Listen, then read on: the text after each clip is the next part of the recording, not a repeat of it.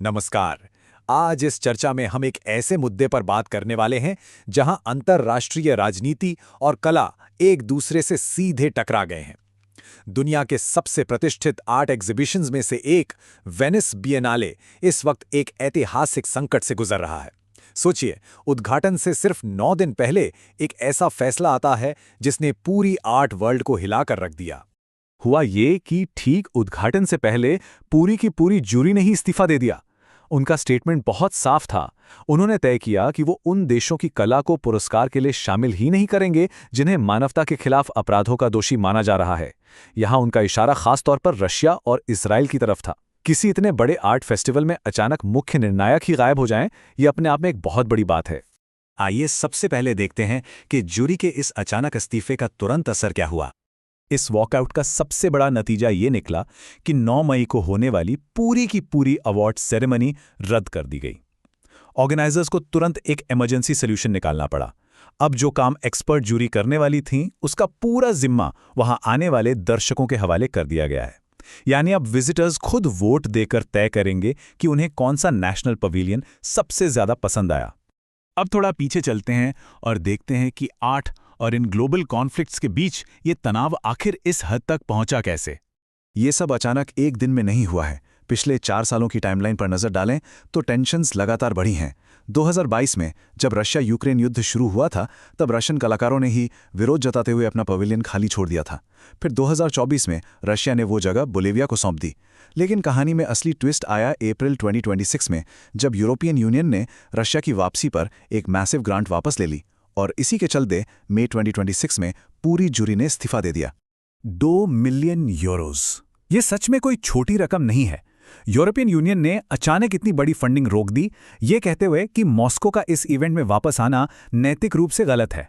इस एक आर्थिक झटके ने इस बेहद बड़े कल्चरल इवेंट को एक गहरे फाइनेंशियल संकट में डाल दिया। लेकिन यूरोपियन यूनियन ने आखिर इतना बड़ा फाइनेंशियल कदम उठाया क्यों? इसका जवाब यूक्रेन में हुए भारी सांस्कृतिक नुकसान में छिपा है। युद्ध की वजह से वहां कई म्यूजियम्स और हेरिटेज साइट्स तबाह हो चुके हैं, आर्टवर्क्स को लूट लिया गया है, और सबसे दर्दनाक बात तो ये है कि सैकड़ों कलाकारों ने इस संघर्ष में अपनी जान गंवाई है। यही ग्राउंड रियलिटी ईयू के इस सख्त निर्णय की सबसे बड़ी वजह बनी। इन सब कंट्रोवर्सीज के बीच इस साल रशियन पवेलियन का स्टेटस बड़ा ही अजीब और कंफ्यूजिंग बना हुआ है।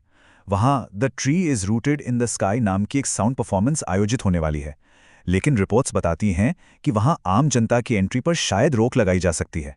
ये कुछ ऐसा है कि आर्ट वहां मौजूद तो है, पर उसे देखने या महसूस करने की आज़ादी नहीं है। यहां से शुरू होता है विचारधाराओं का सबसे बड़ा टकराव और बिएनाले की एक बहुत बड़ी दुविधा। इटली के प्राइम मिनिस्टर जॉर्जिया मेलोनी का ये बयान इस डेलिकेट बैलेंसिंग एक्ट को बहुत अच्छे से समझाता है। वो कहती हैं कि रशिया को शामिल होने देना सरकार का फैसला बिल्कुल नहीं है, लेकिन बिएनाले एक स्वतंत्र संस्था है। एक तरफ सरकार इस फैसले का समर्थन नहीं करना चाहती, और दूसरी तरफ एक बड़े कल्चरल इंस्टीट्यूशन की स्वतंत्रता का सम्मान करना भी जरूरी है। दोनों पक्ष बिल्कुल आमने सामने खड़े हैं। बिएनाले के ऑर्गेनाइजर्स किसी भी तरह की सेंसरशिप के सख्त खिलाफ हैं, और उनका तर्क है कि रशिया कानूनी तौर पर अपने पवेलियन का मालिक है। वहीं यूरोपियन यूनियन इस भागीदारी को यूक्रेनियन कल्चर को मिटाने की कोशिश बताता है। बात इतनी बढ़ गई कि इटली के कल्चर मिनिस्टर ने पूरे एग्जीबिशन के बॉयकॉट तक का ऐलान कर दिया और इस बात की जांच शुरू कर दी कि कहीं सैंक्शंस का उल्लंघन तो नहीं हो रहा। अब आते हैं उस कानूनी पक्ष पर जिसने इस पूरे मामले को एक नया मोड़ दिया, यानी आईसीसी के अरेस्ट वारंट्स। जूरी के इतने ड्रास्टिक कदम के पीछे एक ठोस लीगल आधार था। उन्होंने इंटरनेशनल क्रिमिनल कोर्ट के स्पेसिफिक चार्जेस का हवाला दिया। एक तरफ रशिया के प्रेसिडेंट व्लादिमीर पुतिन पर वॉर क्राइम्स के आरोप हैं, वहीं इजराइल के प्राइम मिनिस्टर और पूर्व डिफेंस मिनिस्टर पर भी वॉर क्राइम्स और क्राइम्स अगेंस्ट ह्यूमैनिटी के आरोप लगाए गए हैं। इन्हीं अंतर्राष्ट्रीय कानूनी आधारों पर जूरी ने इन पवेलियंस को पुरस्कार प्रक्रिया से बाहर करने का फैसला लिया। जाहिर है दोनों ही देशों ने इस पर कड़ी प्रतिक्रिया दी है। रशिया इन सभी आईसीसी एलिगेशंस को पूरी तरह नकारता है और इन अरेस्ट वारंट्स को अपमानजनक बताता है। दूसरी तरफ इजराइल भी इन आरोपों को खारिज करता है और कहता है कि उन्हें प्राइजेस से बाहर रखने का फैसला कला की दुनिया को प्रदूषित करने जैसा है। दोनों पक्ष इंटरनेशनल नियम और जूरी के इस फैसले का पुरजोर विरोध कर रहे हैं। और इस पूरे इंटरनेशनल डिप्लोमैटिक ड्रामा के बीच आइए देखते हैं इटली में आम जिंदगी कैसी चल रही है। एक तरफ इतनी बड़ी ग्लोबल जियोपॉलिटिकल क्राइसिस चल रही है और ठीक उसी वक्त इटली की लोकल खबरें बिल्कुल अलग ही कहानी बयान कर रही हैं।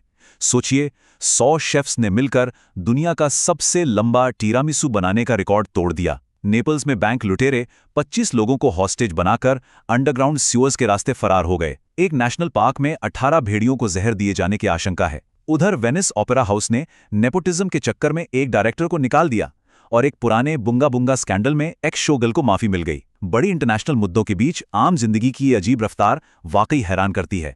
तो इन सब बातों को ध्यान में रखते हुए अंत में एक बेहद गंभीर सवाल हमारे सामने आता है। जैसे जैसे दुनिया भर में कॉन्फ्लिक्ट्स लगातार बढ़ रहे हैं, क्या अंतर्राष्ट्रीय आर्ट एग्जीबिशंस कभी सच में उन देशों की राजनीति से खुद को पूरी तरह अलग रख सकते हैं जिन्हें वो रिप्रेजेंट करते हैं? कला और राजनीति का ये रिश्ता वाकई बहुत उलझा हुआ है। उम्मीद है इस चर्चा से इस मुद्दे की गहराई को समझने में मदद मिली होगी। इस सवाल पर जरूर विचार कीजिएगा। जल्द मिलते हैं।